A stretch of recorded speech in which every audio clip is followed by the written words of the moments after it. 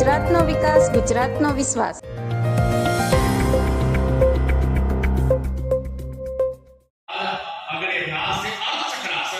જે લોકોને હાર્ટ હર્નિયા અને હાઇવીના પ્રોબ્લેમ હોય એ લોકોએ સાવધાનીપૂર્વક કરવું અથવા તો અભ્યાસ ન કરવો સાવધાની.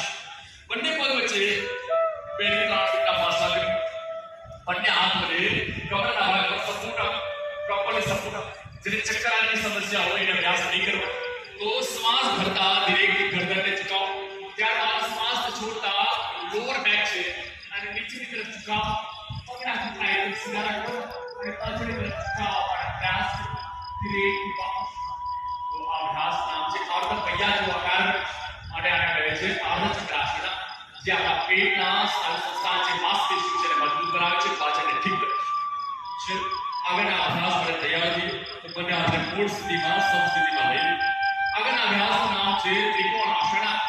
જે લોકોને સાયટિકાની સમસ્યા છે એ અભ્યાસ નહીં કરે તો બંને પગ વચ્ચે 2 થી 3 ફૂટના પ્રોપરલી ફાસવા પ્રોપર અંદર જેટલું વધારે અંદર ચાલુ કરી શકો છો તમારે હાઈટ મુજબ એ પ્રમાણે પ્રોપર અંતર.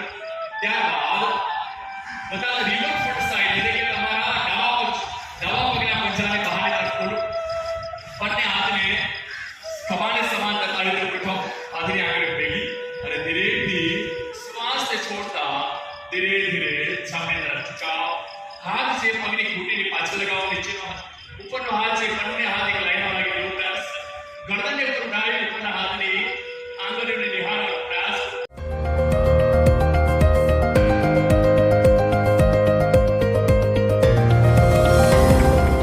ગુજરાતનો સાથ, ગુજરાતનો વિકાસ, ગુજરાતનો વિશ્વાસ.